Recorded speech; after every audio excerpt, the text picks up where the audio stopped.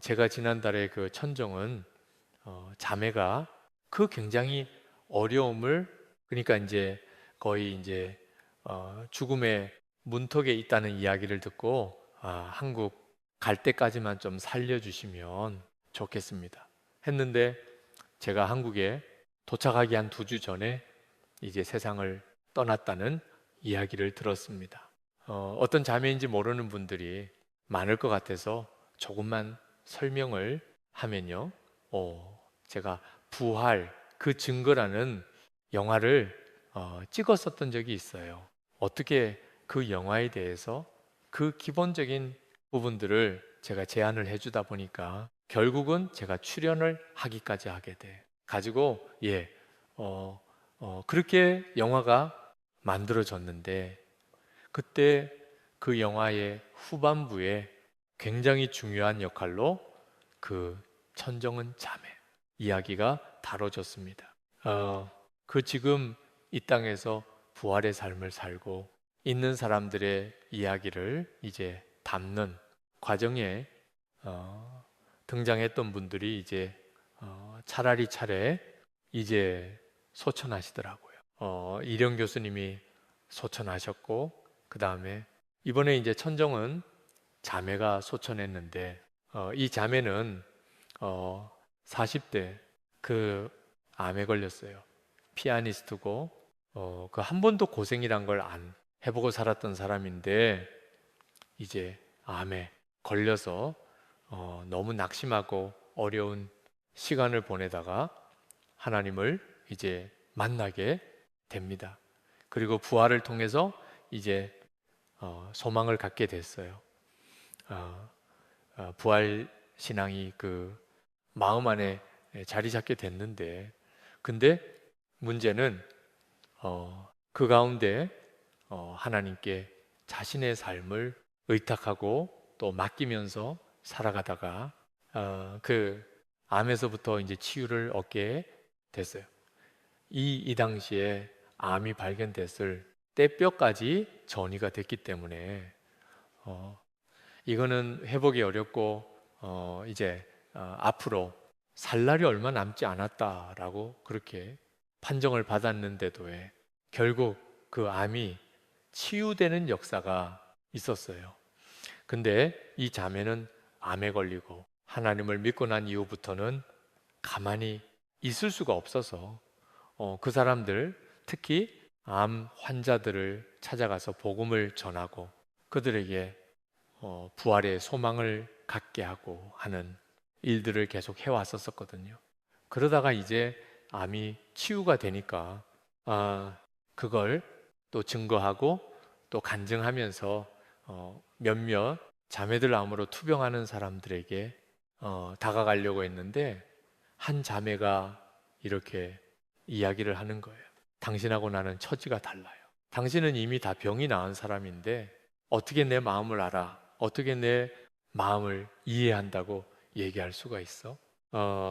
당신의 이야기와 나의 처지는 지금 전혀 다른 세팅이라고 그렇게 냉정하게 이 자매 천정은 자매의 그 어떤 그 전도의 그 노력에 대해서 딱 차단을 했어요. 그러니까 이 자매가 마음이 너무 힘들어서 그날 집에 가서 울면서 기도하기를, 하나님, 제가 차라리 암에 다시 걸려서라도 이 자매에게 복음이 들어가면 좋겠다고 그렇게 울면서 기도를 했었어요. 근데 공교롭게 그 다음 주에 이제 그 암 그 관련해서 검사를 받고 다시 이제 왜 이렇게 암에 나왔어도 기간이 될 때마다 이제 정시 체업을 받잖아요. 근데 그 체크업 결과 이제 의사로부터 이제 이야기를 듣게 됐어요. 암이 재발했네요. 근데 이번에도 뼈에까지 암이 퍼져서 이번에도 그냥 손 쓸 방법이 없다고 그런 이제 이야기를 듣게 됐어요. 그때 이 자매는 오히려 너무 감사하면서 그즉 자신의 말을 거부했던 그 자매에게 달려가서 다시 복음을 전할 수 있었어요. 보세요. 나도 이제 같은 처지예요. 그러면서 복음을 전했다는 이야기를 하더라고요. 그 자매가 그런 고백을 했어요. 암은 제게 선물이었어요. 그리고 죽음은 제게 소망이에요. 이 자매가 사는 시간 동안 수많은 어려움들이 있었을 거예요. 항암을 제가 처음이 자매를 만났을 때 75차였었어요. 그런데 제가 작년에 자매를 만났을 때 항암을 225차. 보통 항암을 한 10차례 이상을 하는 사람들도 그렇게 쉽지 않아요. 그렇죠? 근데 75차 항암을 하는 자매를 제가 만났는데 이 자매가 너무 밝은 거예요. 오히려 이 사람이 정상인 같고 제가 환자 같다고 느낄 정도로의 그 자매가 굉장히 밝았어요. 그 이제 자매가 그 또 항암을 할 때도 그렇고 또 어떤 시기를 지날 때는 잠을 잘 수가 없고 고통이 찾아와서 제대로서 있을 수가 없고 이렇게 이제부터는 걷지 못하는구나라는 생각이 엄습하면 이제 마음이 무너지는 것 같고 그때마다 자기한테 선포를 하는 거예요. 속지 마. 그리고 이겨보자. 그래서 그 통증을 밤새 싸우고 아침에 일어나서는 다시 암 환자들에게 복음을 전하러 나아가고 하는 그런 삶을 살았어요.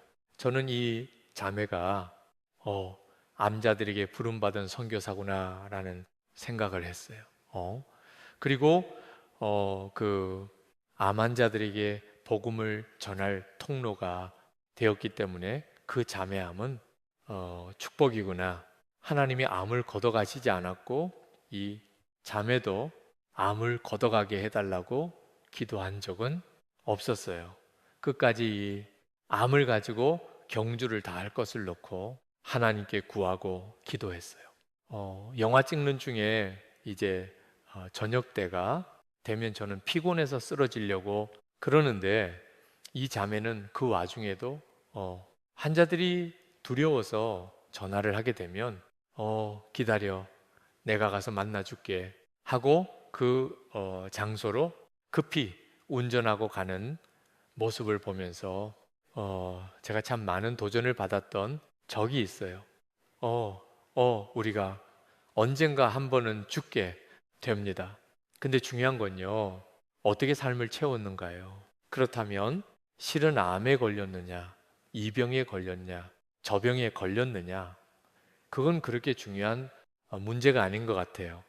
어차피 우리는 어떤 병에 걸려서든지 죽게 돼요. 지금 저희 동생도 암투병을 하고 있는데요. 암은 어떤 면에서는요, 우리에게 축복일 수 있어요. 왜? 그것 때문에 우리 삶을 건강하게 돌아볼 수 있거든요. 죽음을 미리 준비할 수 있거든요. 다른 병은요, 그걸 할 수가 없어요. 그런데 암은 우리를 정결하게 만들어요. 끝을 보면서 살아가는 그 지혜를 가지게 할 수 있어요. 아멘. 자, 저도 그 작년엔가 암과 관련된 검사를 받을 일이 있어서 병원에 가게 됐는데 병원에서 이제 그 검사 차례를 기다리면서 앉아서 기다리고 있는데요. 그 앞에 많은 분들이 앉아 있었는데 그 얼굴이 너무 어두운 거예요. 이미 얼굴을 보니까 죽어 있는 얼굴이었어요. 다 불안해하고 두려움에 떨고 있는 모습들을 봤어요. 그렇구나. 우리가 병으로 죽는 게 아니라 병에 대한 두려움으로 죽어가는구나 라는 생각을 해본 적이 있습니다. 자, 오늘 그래서 좀 묵직한 얘기를 이제 꺼내게 됐는데요. 자, 제가 한때 좀 궁금했던 것이 있었어요. 왜 그러냐면 이 하나님께서 하나님의 사람들에게 주신 특별한 약속들이 있어요. 뭐 노아라든가 아브라함이라든가 모세라든가 그리고 다윗에게도 주신 언약이 있어요. 그런데 다윗에게 주신 언약이 열왕기하의 그 마지막 장이 15장을 읽으면 이루어진 것 같지가 않아요. 자, 그 약속이 뭐였냐면요. 사무엘아, 7장 16절에 보면에 PPT 좀 띄워 주시겠어요? 뭐라고 돼 있느냐면 하나님께서 그 선지자를 통해서 나단 선지자를 통해서 다윗에게 약속을 하시는 장면입니다. 뭐라고 약속을 하셨냐면 내 집과 내 나라가 내 앞에서 영원히 보존되고 내 왕위가 영원히 견고하리라. 이렇게 약속을 하셨는데 어쨌든 다윗의 감수, 데이빗은 결국 무너졌어요. 왕위를 잃어버렸어요.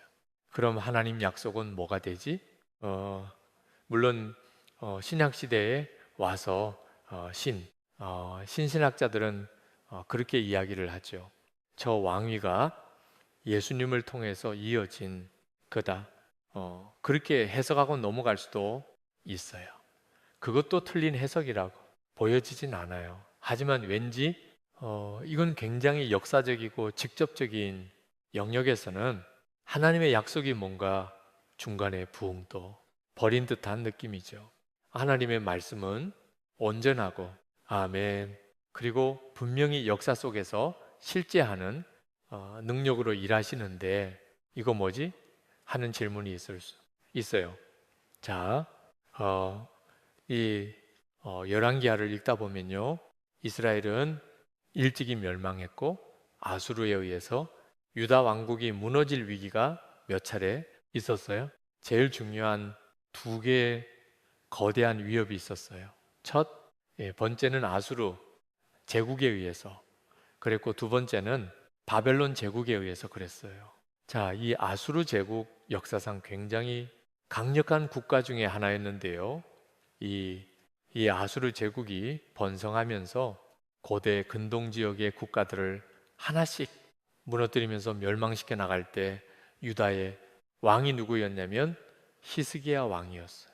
자, 사네립이라는 왕 당시에 얼마나 그 군대가 강력하고 위세가 등등했냐면 성경에는 안 나오지만 그 고대 근동의 그 사네립이 세워놓은 비무의 기록에 의하면 당시에 사네립의 군대에 의해서 38개의 성이 함락됐어요. 이 성을 무너뜨리는 데 있어서 탁월한 전법을 갖고 있었고 기술을 가지고 있었기 때문에 그 높이 쌓은 성들을 하나하나 다 무너뜨리고 그렇게 점령을 했던 거예요. 근데 그 38개의 성 중에 예루살렘 성은 빠져 있었어요. 마지막 성이 라기스 성이었어요. 예루살렘 성에서부터 한 on, 흰, dirt, 메시케 그 정도 떨어져 있는 가까운 지역이었는데 그 라기스 성도 철저하게 무너집니다. 그리고 이제 마지막 남은 성 그게 예루살렘 성이었어요. 그 성을 이제 사해립이 납사게 하고 이렇게 군대를 보내서 공공격을 하도록 하죠. 자, 예루살렘 성도 무너지는 거는 시간 문제였어요. 그런데 하나님이 역사하시죠. 어떻게 천사가 내려와서 18만 명을 죽여버려요. 아멘. 근데요, 그런 역사가 있지 않고서는 예루살렘 성이 함락되지 않은 이유를 설명할 방법이 없어요. 정말 하루아침에 군대가 해체돼 버린 거예요. 그리고 사내립은 도망갔다가 결국 암살당해서 목숨을 잃고 아수르 제국이 멸망의 길로 쇠퇴의 길로 가는 걸 보게 돼요. 하나님께서 히스기야 왕 때 약속을 지키셨어요. 누구하고 한 약속? 다윗하고 한 약속을. 자, 그런데 이 유다 왕국이 끝내 멸망하는 일이 생깁니다. 왕열왕기야 25장 마지막 장이죠. 예. 6절 7절에 1절부터 보면 이렇게 돼 있습니다. 시드기야 제9년째 달 10일에 바벨론의 왕 느부갓네살이 그의 모든 군대를 거느리고 예루살렘을 치어 올라와서 그 성에 대하여 진을 치고 주위에 토성을 쌓매, 토성을 쌓는 이유는 뭐예요? 성을 더 높은 걸 쌓아가지고 위에서 아래로 공격을 하려는 거죠. 자, 결국 어떻게 됐느냐? 예루살렘이 함락이 되죠. 그들이 왕을 사로잡아 시드기야 왕입니다. 그를 림나에 있는 바벨론 왕에게로 끌고 가매 그들이 그를 신문하니라. 그들이 시드기야의 아들들을 그의 눈앞에서 죽이고 시드기야의 두 눈을 빼고 노사슬로 그들을 그를 결박하여 바벨론으로 끌고 갔더라. 유다의 마지막 왕이 이렇게 끝나 버립니다. 너무 허무하죠. 근데요, 반전이 있습니다. 이 이야기가 끝이 아닙니다. 예, 좀 더 기다려 보시면은 좋을 것 같아요. 자, 그 이후의 이야기는요, 제가 익스피디션 바이블이라고 하는 이제 영어로 운영되는 채널이 있는데 거기에 영상을 보고서 제가 나름대로 스크린 캡처도 하고 그리고 그 일부 내용을 가지고 와서 여러분들에게 이제 자료로 설명을 하는 겁니다. 자, 바벨론 성의 유적을 보면요, 저런 사자의 상이 많이 나옵니다. 제가 이제 베를린에 보면 베를린의 박물관에 이제 저 바벨론 성의 유적들이 저렇게 그대로 복원돼서 이제 전시되어 있는데 사자의 모습으로 나오죠. 실제로 성경에 보면요, 예레미야가 바벨론을 사자로 묘사합니다. 예레미야서 50장 17절에 보면 이렇게 이야기합니다. 이스라엘은 흩어진 양이라 사자들이 그를 따르도다. 처음에는 아수르 왕이 먹었고 다음에는 바벨론의 느부갓네살 왕이 그의 뼈를 꺾도다. 예, 사자로 묘사가 되는 걸 봅니다. 자, 근데요, 이 바벨론의 이 성을 독일의 콜드베이라고 하는 고고학자가 처음으로 이제 발굴을 하게 됩니다. 그 성을 이제 발굴하는 장면입니다. 바벨론도 완전히 무너져 가지고요, 그 영하로 왔던 그 도시잔 전체가 다 흙덤에 묻혀 있었어요. 근데 그 흙을 다 가지고 이제 그 당시에 그 건물과 성과 그 성 사이의 대로를 이제 복원하는 작업을 콜드베이라는 사람이 1차 세계 대전 당시에 이제 하게 됩니다. 자, 그 다음 장면, 그 사람은 이제 바이블 현장입니다. 저렇게 생긴 사람입니다. 저 사람에 의해서 바벨론 성가 이제 발굴이 됐고 그 발굴된 자료를 가지고 그 성의 옛날 모습을 이제 복원하는 이제 조감도가 이제 만들어졌습니다. 저런 모습이죠. 저렇게 끝없이 펼쳐진 어마어마한 그 당시 가장 강력한 제국의 수도의 모습이 저런 식으로 되어 있습니다. 저기 보면 성들이 여러 가지가 있죠. 바벨론 사람들은요, 벽돌을 구울 수 있었기 때문에 벽돌을 구워서 성을 많이 쌓았어요. 그리고 저런 성이 일종의 바벨탑 같은 모습을 하고 있는 거죠. 예, 거기에 강이 흐르고 성벽을 쌓고 이제 왕이 지나다니는 대로를 만들었는데 마침 이 콜드베이가 그 성의 중심도로 우리로 말하면 광화문 내거리, 광화문 대로를 이제 복원을 한 거예요.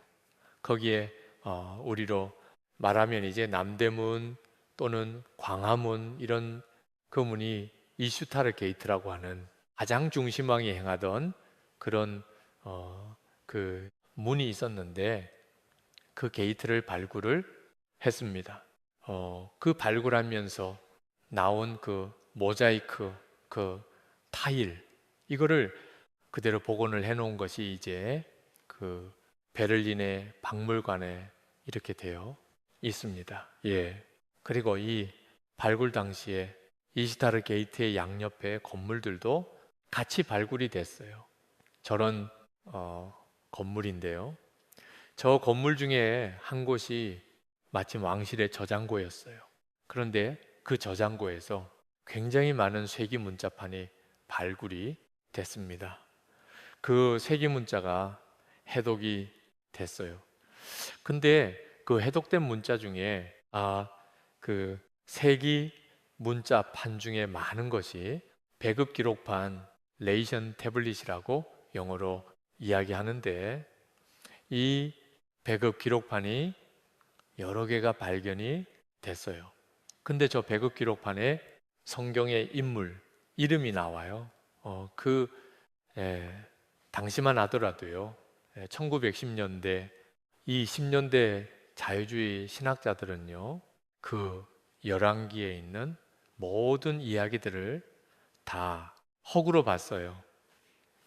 바벨론에 대해서도 그 아수르에 대해서도 퀘션을 가지고 있었고, 이 유다 왕의 이야기도 일종의 전설로 치부하고 있었어요. 그런데 여기에 정확하게 유다 왕의 이름이 쓰여 있었는데, 독일어 설명에 뭐라고 돼 있냐면 알셜리스트대 누구에 대한 이름이 있느냐? 유다의 제약. 누구예요? 여호야. 오늘 본문에 나온 그 왕의 이름이 언급돼 있어요. 세기문자에는 약자로 야킹이라고 돼 있는데 이게 바로 여약의 줄임 말이에요. 자, BC 베츠두어 셈데시아툰의 경에 이 레이시 태블릿에 뭐라고 기록이 돼 있냐면 왕의 명령대로 여호야킨에게 올리브유 몇 킬로그램을 전달했습니다. 영수필 이런 내용이에요. 자, 오늘 성경에 뭐라고 돼 있어요? 그가 쓸 것은 날마다 왕에게서 받는 양이 있어서 레이션 리스트가 있는 거예요. 종신토록 끊이지 아니하였더라. 이 열왕기하의 마지막 문장이 레이션 태블릿의 발견으로 인해서 증명이 되는 거죠. 자, 이게 왜 중요하냐? 여러분, 놀라운 사실은요, 아까 시드기야 왕이 죽임을 당한 내용이 나오잖아요.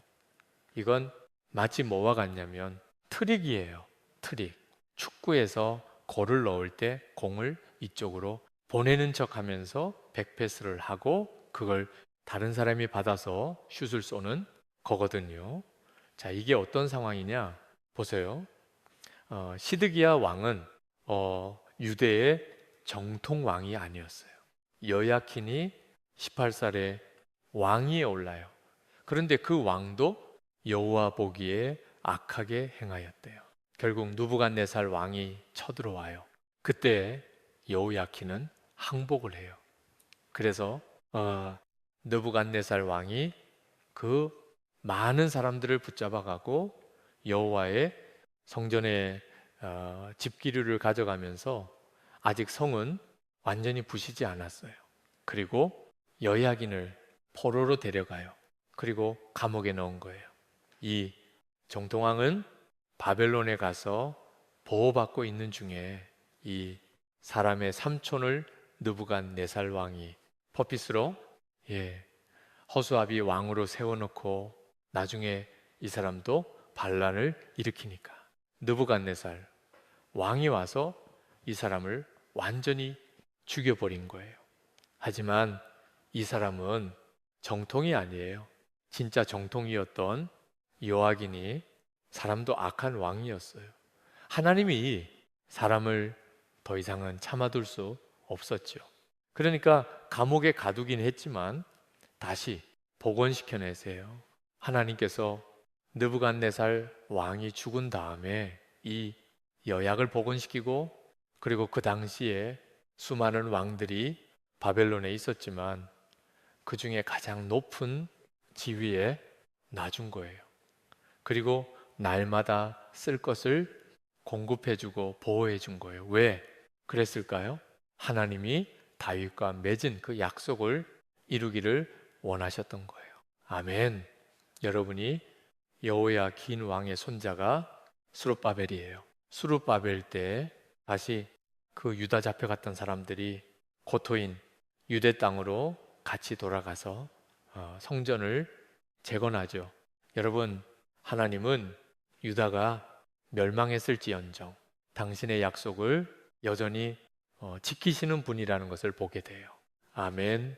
자, 나라가 무너지는 건 엄청난 비극이죠. 그런데 그 비극 뒤에도 하나님은 여전히 소망을 가지고 일하고 계셨다는 거예요. 자, 어제까지 누가복음에 보면은요, 천사 가브리엘이 내려와서 이야기를 해요. 가브리엘이 예언적인 선포를 합니다. 뭐라고 하냐면 그가 큰 자가 되고 누구예요? 예수님이죠.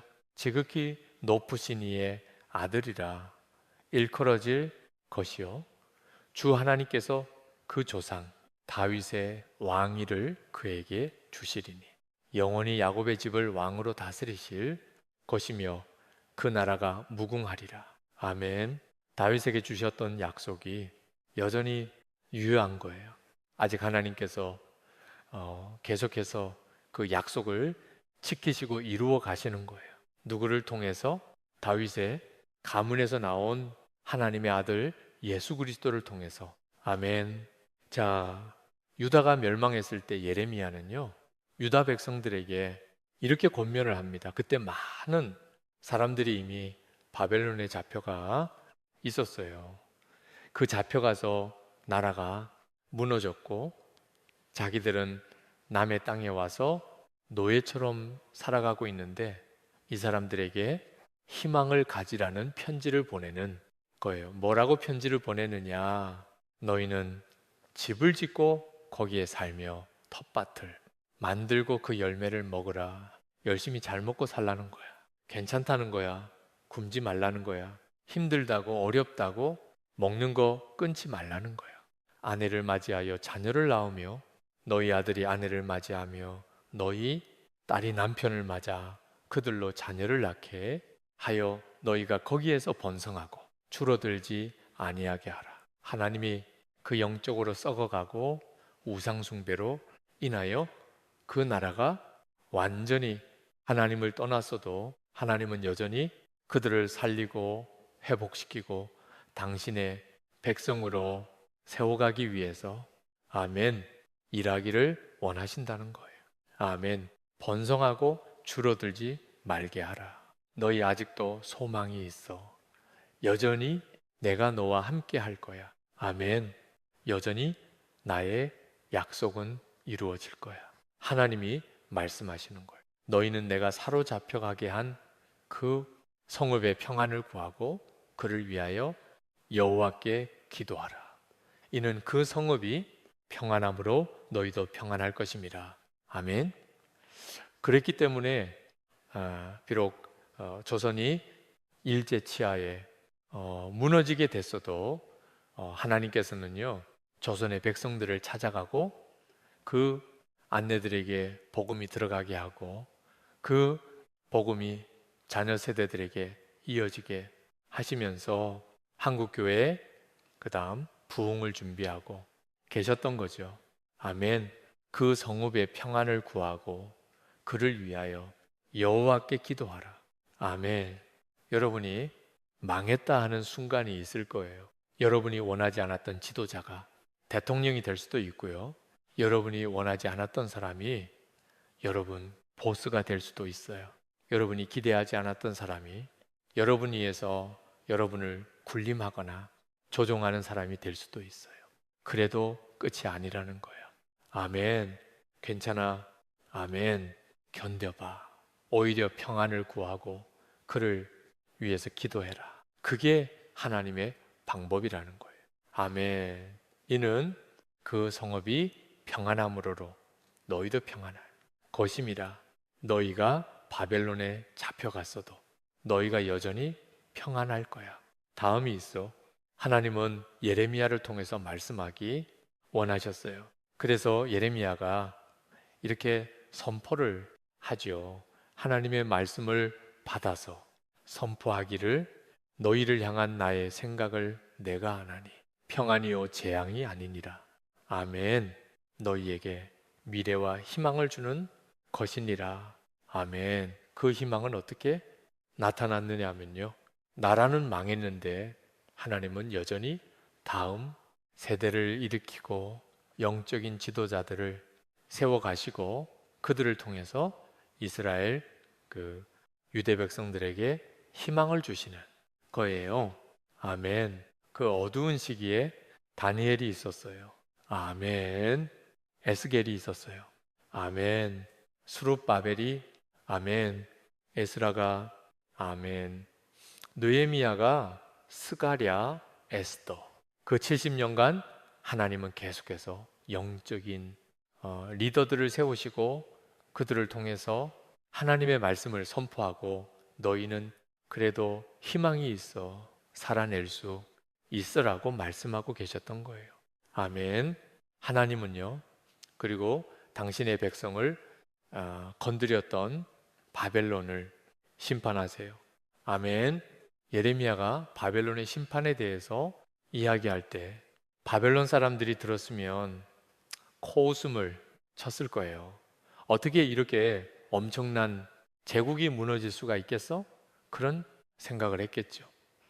그런데 얼마나 엄청난 예언을 했느냐. 예레미야가 이렇게 이야기해요. 그러므로 사막의 들짐승이 승냥이와 함께 거기에 살겠고 타져도 그 가운데 살 것이요 영원히 주민이 없으며 대대 살 자가 없으리라. 여러분이 예언이 성취가 됩니다. 아멘. 지금 이 바벨론의 유적은 이라크 땅에 있습니다. 그 땅은 여전히 사람들이 살지 않아요. 다른 유적은요. 그 유적 옆에 마을이 있고 마을 사람들이 같이 그 유적과 더불어 지내요. 근데 바벨론은요. 완전히 황폐되고 사람들이 다 떠났는데 지금까지 사람이 살지 않아요.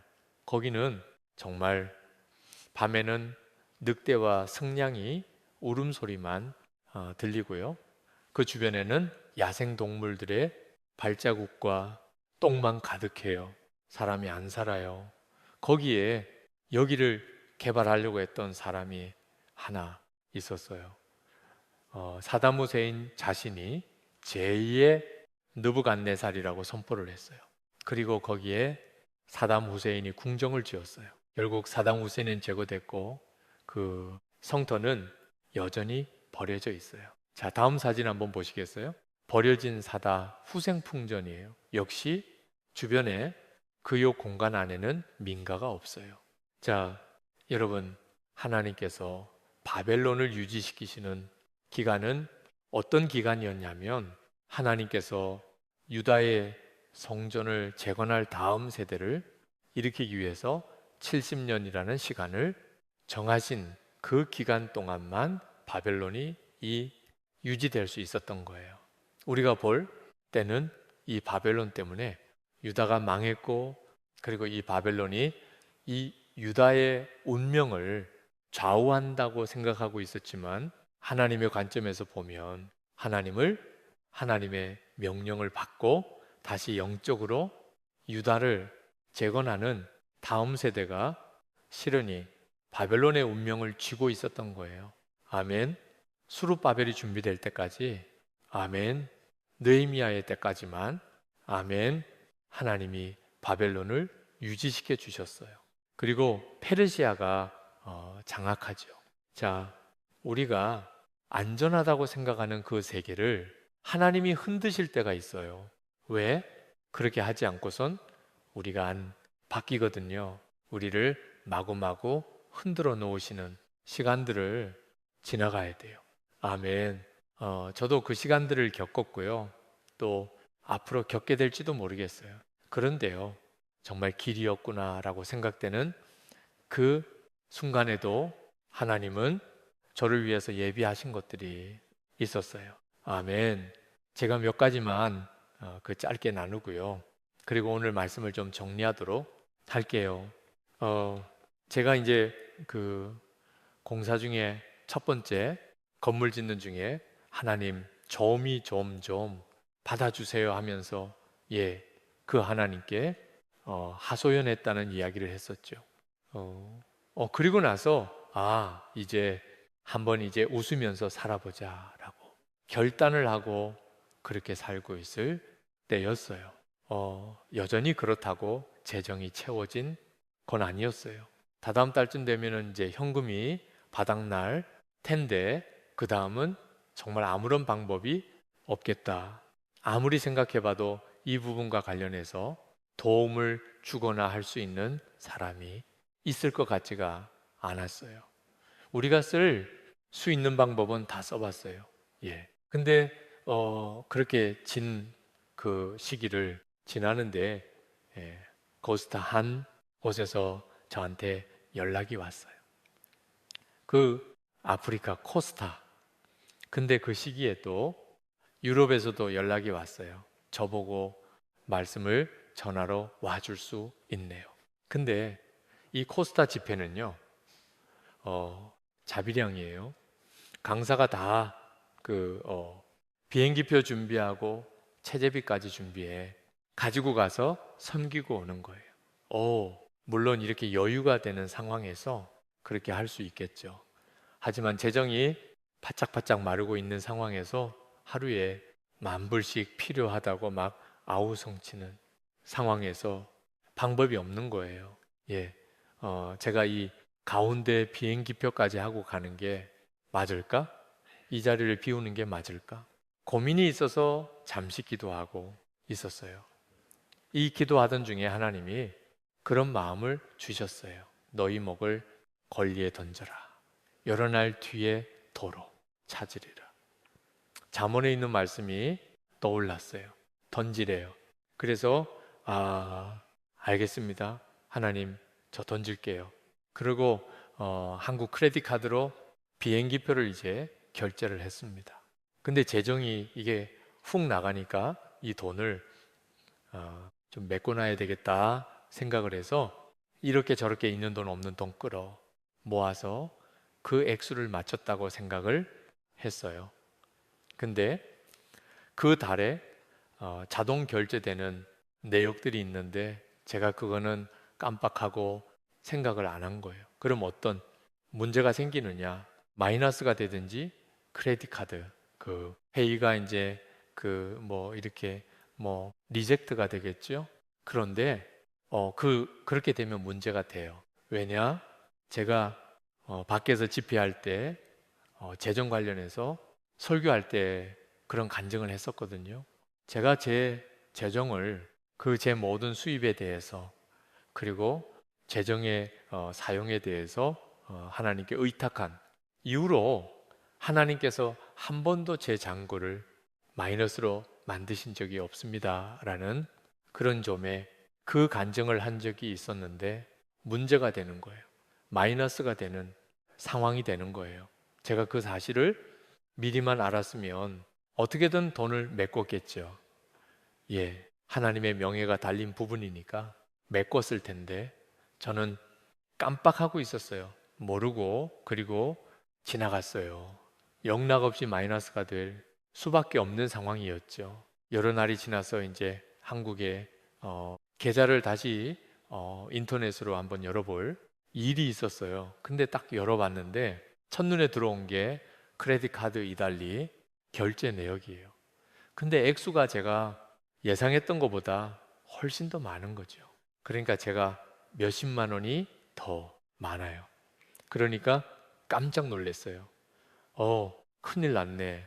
그러면 잔고가 간당간당했는데 당연히 마이너스가 될 수밖에 없겠네 하고 밑에 딱 봤는데 아니 그래도 재정이 몇만 원이 남아 있는 거예요. 이건 뭐야? 마이너스여야 되는데 뭐가 문제지?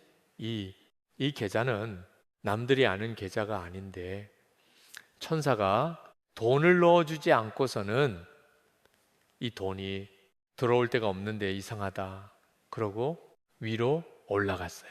보니까 크레딧 카드 결제되는 그날 직전에 어디선가 입금이 됐어요. 재정은 뭐지? 처음에는 기억이 안 났어요.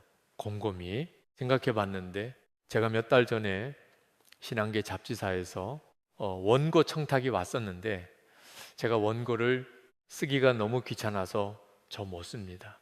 죄송합니다.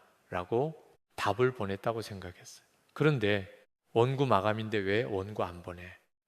주냐고 또 이메일이 온 거예요. 이상하다. 내가 답을 내가 안 쓴다고 분명히 했는데 이 사람들이 왜 말을 못 알아들었나 그러고 제가 어떻게 이메일을 보냈지 하고 확인을 하는데 이메일이 안 보여요. 제가 꿈에서 썼다고 생각하고 잊어버리고 있었던 것 같아요. 할 수 없이 그날 눈물을 머금고 밤잠 안 자고 원고를 써서 보내준 게 있었는데 그 원고료더라고요. 그 원고료가 들어오면서 마이너스 될 수 있는 상황을 탁 모면하게 하는데 하나님께서 그 순간을 미리 아시고 작전을 쓰셨구나라는 생각이 딱 들었어요. 그러면서 제가 어이가 없어서 하나님, 제 계좌 하나님의 이름을 위해서 진짜 확실하게 관리해 주시네요. 그러면 하나님, 저희 건축 계좌도 하나님이 관리해 주시는 거 맞죠? 그리고 웃으면서 지나갔어요. 그리고 저는 이제 아프리카에 가 있었는데 여러 날 뒤에 도로 찾으리라 하셨잖아요. 뉴저지에서 그 한 분이 저한테 이메일을 보내셨어요. 선교사님이 혹시 12, 23만 불이라는 재정이 필요하세요? 하고 물어보는 이메일이었어요. 이분이 그때가 고난 주간이었는데 기도하던 중에 계속 제 생각이 났대요. 아무래도 하나님이 재정을 보내라 하시나 보다 하고 아내분하고 상의하고 그 재정을 보냈다는 거예요. 보낼까 한다는 거예요. 제가 저 그 재정 필요했어요 하고 답을 보냈어요. 자, 근데요, 그 재정이 나중에 보니까 어떤 재정인가 봤더니 이분이 사업을 하시면서 당신은 평생 부동산을 갖지 않겠다고 생각하고 살아오시다가 미국에서 그래도 집을 가지고 있는 게 낫겠다. 정착은 필요하겠다 해 가지고 집을 처음으로 이제 구입하려고 돈을 만들어 놓으셨던 거예요. 그리고 그때 하필이면 이제 새벽 기도를 하시다가 이제 하나님께서 저희한테 재정을 보내라는 마음이 오는 걸 확인하고 그리고 그 집사는 그걸 포기하고 그 재정을 보낸 거예요. 그 재정이 들어오면서 우리가 가장 어려운 시간을 넘어갈 수 있었어요. 여러 날 뒤에 도로 찾으리라. 하나님이 찾게 하셨어요. 두 번째 건물 지을 때는요, 제가 하나님께 그랬어요. 하나님, 저 이제 안 속아요. 두 번째 건물 저 안 지을 거예요. 하나님이 저한테 건물 짓게 하고 싶으시면 재정을 절반 이상 채워 주세요. 그러면 시작할게요. 우리 사역자들은 두 번째 건물이 필요하다고 막 얘기하지만 저는 난 안 움직여. 난 안 움직여 그랬어요. 결국 다 내 책임인데 안에 그러고 있었는데 그때 이번엔 캐나다에서 어느 권사님이 메일을 보내셨어요. 당신이 지금 노후에 집이 두 채가 있는데 한 채를 그 월세를 줘서 그걸로 이제 용돈도 쓰고 생계를 잘 이어가고 있는데 어느 날 말씀을 듣는 중에 하나님이 너 그 집 중에 하나 팔아서 이규 선교사한테 보내지 않겠니라고 도전을 하신 거예요. 근데 이분이 자신만이 아는 방식을 확인을 하나님께 해달라고 요청을 했는데 하나님께서 확인을 해 주셨대요. 그래서 그 재정을 보내겠다고 저한테 이메일을 보내셨는데 그 이메일 맨 마지막에 이 내용을 적으셨어요. 뭐냐면은 선교사님 사후 대책만 확실하다면 노후 대책은 그렇게 인생의 중요한 문제가 아닌 것 같습니다. 라고 보내신 거예요. 여러분, 노후 대책 중요하지 않다는 얘기 하는 거 아니에요. 막 헌금 많이 해라. 이런 얘기 하는 거 아니에요. 제 이야기 뭐냐면 그때 그 주신 말씀 때문에 제가 올 것이 왔구나. 하나님이 또 믿음으로 소망을 가지고 두 번째 건물 그 부담을 기꺼이 지고 가 보라고 하시는구나 라고 하는 확증으로 받은 거예요. 그렇게 세 번째 건물 지었고요. 네. 번째 건물은 아예 하나님이 너는 일하지 말고 안식경가 있어 라고 하시고 그 과정 중에 하나님이 이 건물을 완공을 시켜 버리시더라고요. 우리 사역자들이 확인할 수 있게 이 친구 때문에 사역이 되는 거 아니야. 내가 직접 일한다라는 걸 확인시켜 주시기를 원하셨던 거죠. 아멘. 여러분, 우리 인생 가운데 정말 이건 아니잖아요. 하나님, 어떻게 이런 일이 일어날 수 있어요? 라고 하는 일이 우리 가운데 일어날 수가 있어요. 우리가 망한 것 같은 순간을 지나요. 그런데 그게 끝이 아니더라고요. 아멘. 그 일이 저에게만 있었던 것이 아니라 하나님은요, 제가 도와야겠다고 생각하는 많은 분들에게도 동일한 상황들을 열어 가시더라고요. 제가 막 그 학교 일으키려고 애쓰는 시기에 주변에 비슷하게 어려운 분들을 계속 만나게 돼요. 그 중에 한 분은요, 바이어한테 600만 불을 뜯었어요.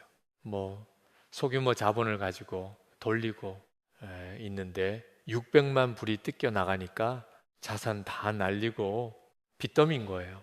파산 신청하는 게 맞을 것 같은데 제가 그분한테 한 번 더 계속 가보라고 도전을 했어요.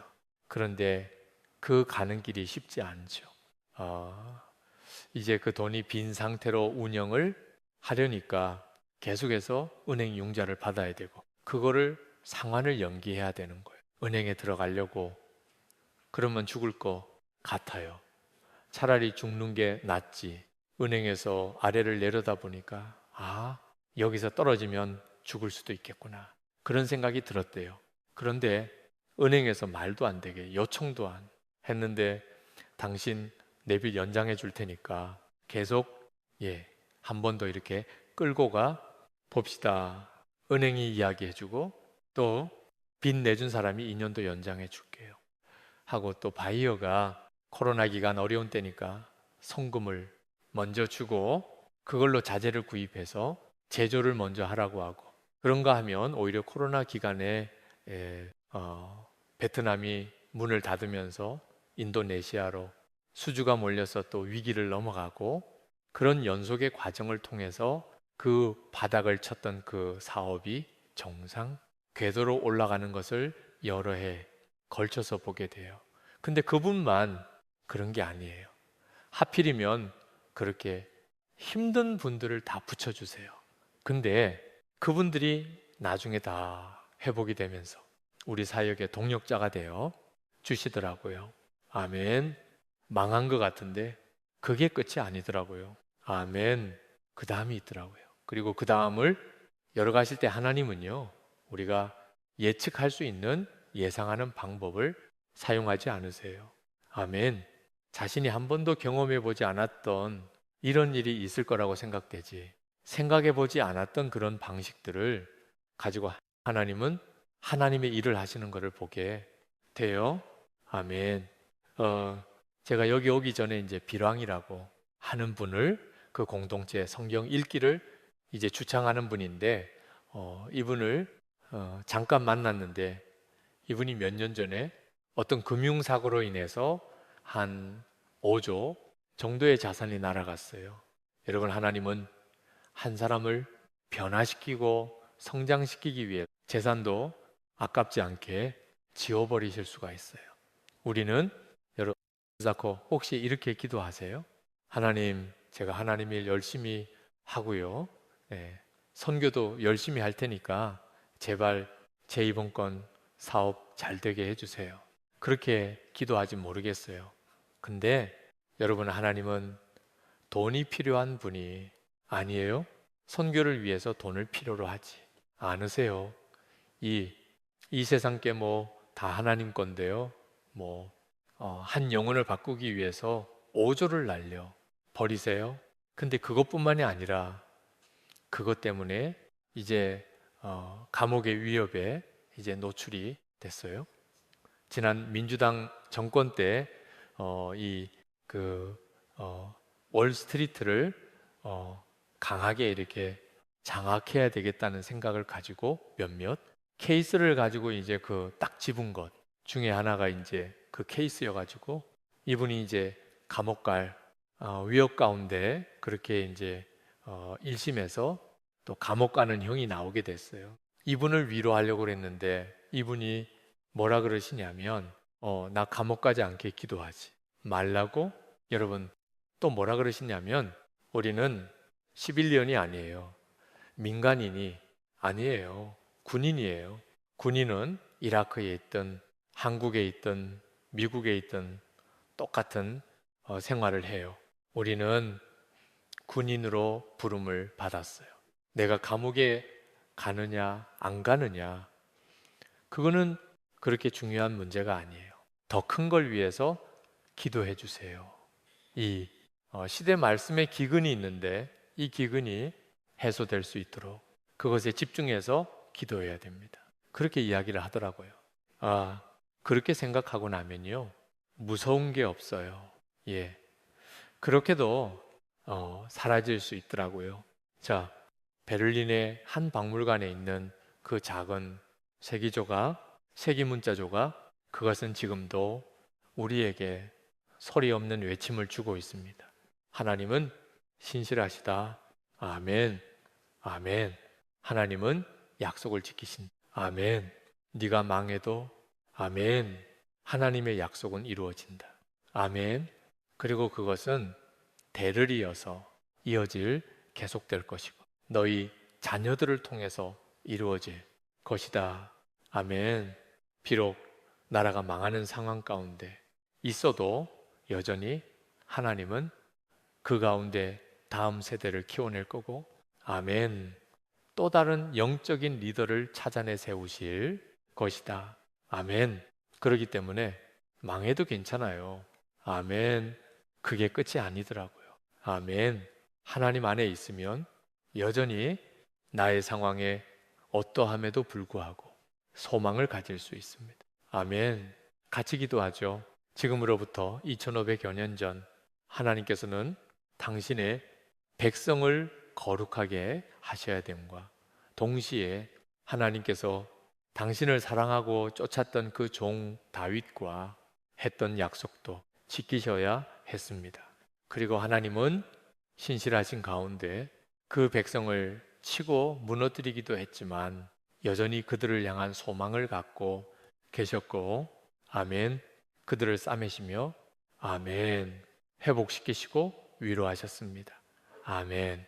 너희를 향한 나의 생각을 내가 아나니 평안이요 재앙이 아니니라. 아멘. 너희에게 미래와 희망을 주신 주는 거신이라. 아멘. 하나님께서 또 이 시대 우리 가운데 소망을 붙들고 평안 가운데 걸어가라고 주님 말씀하십니다. 아멘. 세상은 악하고 우리를 억압하는 수많은 환경적인 요인들은 우리를 숨쉬지 못하게 할 것 같지만 그래도 살아내라고 주님 말씀하십니다. 아멘. 피투성이라도 살아내라고 말씀하십니다. 아멘. 그리고 나의 신실함에 의지해서 소망을 가지고 너희 자녀들을 세워내라고 아멘. 주님이 말씀하십니다. 아멘. 이 시간 눈을 감으시고요. 그 신실하신 하나님을 고백했으면 좋겠습니다. 어떠한 상황 가운데서라도 그 바벨론 왕의 횡포 가운데서라도 여약 그 악행했던 그 왕조차도 하나님께서 감옥에서 보존을 하십니다. 아멘.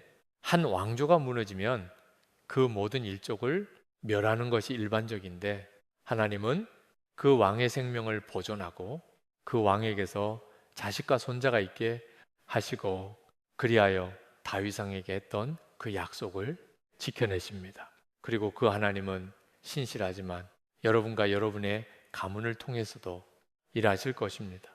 아멘. 2. 이 시간 그 하나님을 고백하며 잠시 기도의 자리로 나아가면 좋겠습니다. 습니다. 음악